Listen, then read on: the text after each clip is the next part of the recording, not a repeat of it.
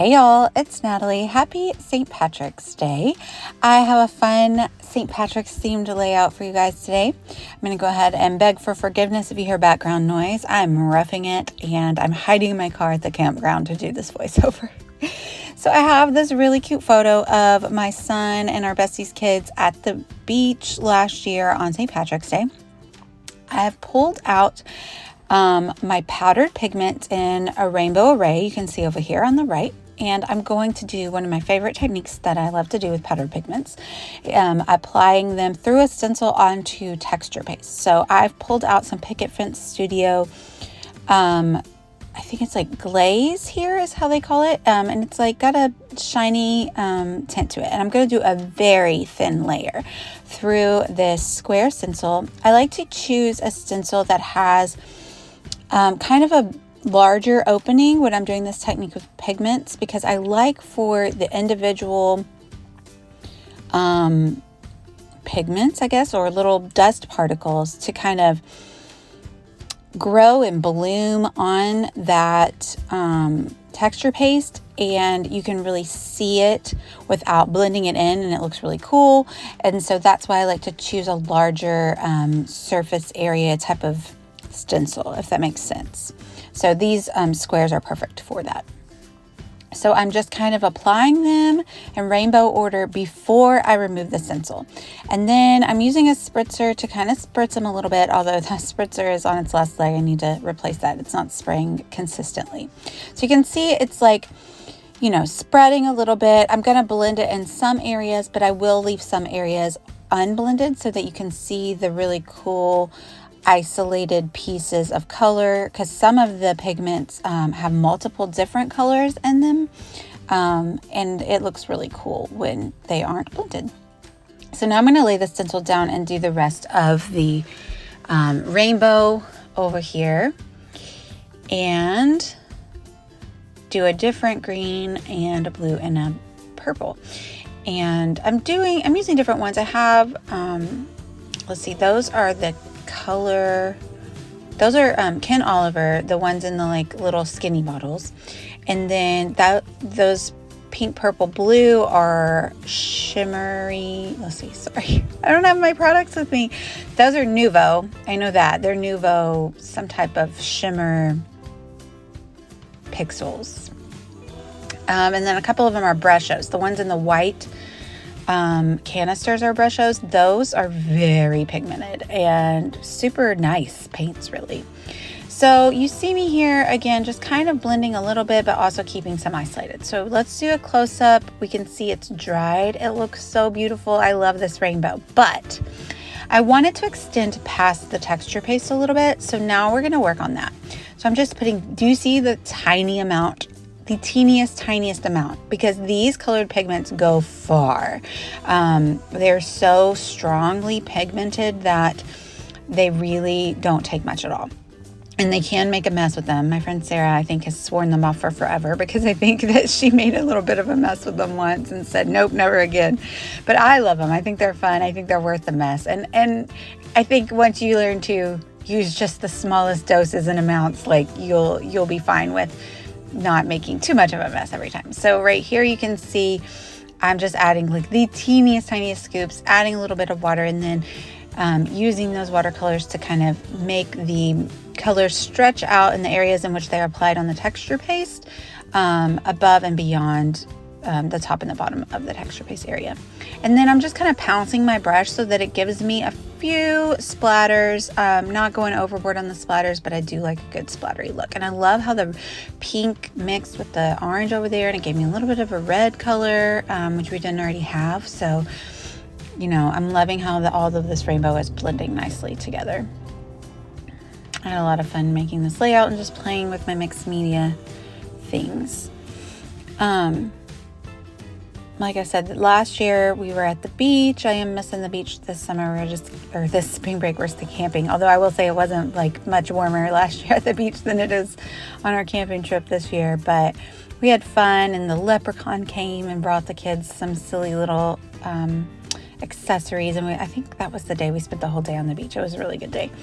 So it was fun to document this picture. So I just propped that paper up because oh, by the way, I didn't mention this, but it has clear gesso on it before I started applying any of this. So I just propped it up a little bit to kind of let the watercolor run where I wanted it to and dry how I wanted it.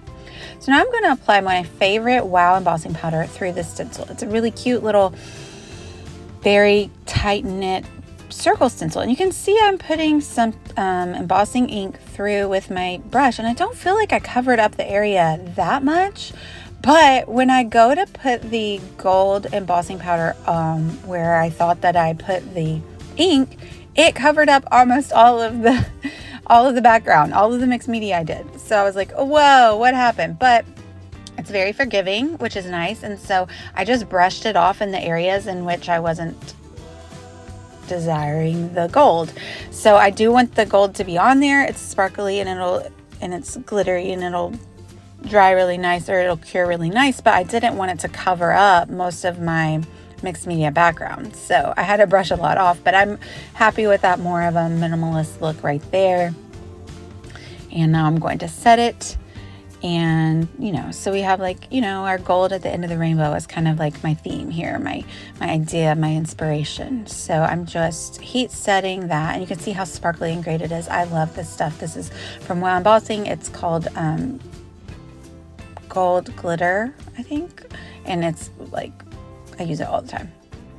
Now I'm going to do the same technique on the other side. I did try to do a little bit less of a heavy hand, but I still ended up brushing some of it off. Because again, I don't want to cover up all that really gorgeous rainbow mixed media. It was so good. But it's forgiving, and it doesn't really, because of all the texture and everything, it didn't really leave a mess where the ink was applied where I wasn't using it, and you can't really tell at all. So there we are, heat setting it. Sorry about the blur. But yep, there's the final background product. Oh, just kidding. Nope, there's more. So these are from the Spectrum Sherbet collection by 49 to Market. This was 2 or 3 years back. I've hoarded it for forever, but I love these rub-ons. If you watch my channel, you know that I say that their rub-ons are some of my favorite products. And so here we are. I'm basically using my favorite products, right? I'm using pigment inks, which are my favorites. I'm using gold embossing powder, which is my favorite, and I'm using 49th and Market rub-ons, which are my favorites. And I didn't really mean for this to be like a my favorite page kind of thing, but my favorite products kind of layout, but it ended up being that way. So I just picked out a few of the rub-ons for each color and am just applying them to the background. And I love the way that this adds to the page, and if you don't get the whole bit stuck down the first time, you can just, re-rub it on and stick it down the next time, or you can move it around, and it's abstract little kind of palette pieces, so it doesn't really matter if it doesn't all stick. And also you can see I'm sticking it on top of the gesso, on top of the watercolor, on top of the heat embossing powder, and on top of the texture paste. It's not super picky about where it chooses to stick. So I love these things. They work beautifully. They go on but like butter. I'm really happy with them. And they just kind of help lend to the distressed nature of the page that I have. This little bit of a hot mess rainbow goodness background. The distressed look that I go for with my style and everything like that. So we're almost to the end here of applying the rub-ons. And I'm loving the way that looks. I thought about doing a little stamping with some black and adding some black on, but I actually decided against it. And normally I do really love a good pop of black with a rainbow layout, but I decided against it today, and I think I'm okay with that. I'm glad I am. I did use some Spectrum Sherbet papers as well to back the photo, and they're just two different rainbow papers. And then there was no purple in that collection, so I'm just adding a little bit of purple inking to the bottom of that one page just to make sure it kind of goes with the background. I have purple on my rainbow. I love purple, so I don't think purple should be left out of the rainbow. So that would be my only complaint about Spectrum Sherbet, is that it was lacking in the purple. So I have these gold glitter hearts in my stash. They're little stickers, and I thought if I put them together, they maybe look like a little 4-leaf clover. So that's what I'm doing there. I'm just using my Nuvo adhesive to kind of stick down 2 together. And I go with the gold glitter embossing powder on the background really well. And then the title, I'm using these Pink Fresh Studio Puffy Alphas, and it's Shenanigans Squad. These kids are always up to shenanigans for sure. They're like siblings basically, and they can have a good time together. I mean, they were being super silly on the beach, and they get to play in silly games and tricks, and they're a good time. I love these kiddos. And one of the pictures, it's cute, and then one of the pictures, they're making silly faces. So up to shenanigans always and forever. And I did a little bit of journaling on a little tag. I'm going to tuck it under that photo on the right. But, you know, I ended up putting the photos down on the bottom there because I just couldn't bring myself to cover up any of the rainbow. I didn't want to and I had printed them big, you know, I printed them 3x4. And so I was like, let's just stick them at the bottom. You know, we won't hardly cover up any of the mixed media because it's just too pretty. I can't do it.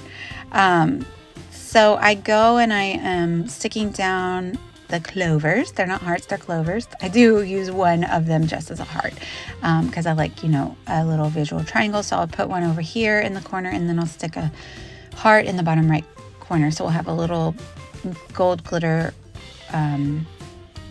triangle. And so I thought it was going to be done because I'm kind of happy with it, and I don't want to add too much because it's got a lot going on in the background. But then I thought, well, the top is a little bit boring. You see it's like warping up. It's because of the gesso, which once you put it in a page protector or put something flat on it, it will lay flat. So I'm just going to cut off the tiniest little strip across the top. And I'm going to stick it down to this metallic gold striped paper. And then that top part will just stick out a little bit and add a little more of that pop of gold onto the page, and then a little bit interest at the top, since of course the bottom interest is the photos and the story. And then we'll call it a layout. I hope you guys have a very lucky day today, and I hope you've enjoyed my process. Let me know if you have any questions. I'll throw my affiliate link down below, and yeah, I'd love it if you'd like and subscribe. Bye y'all.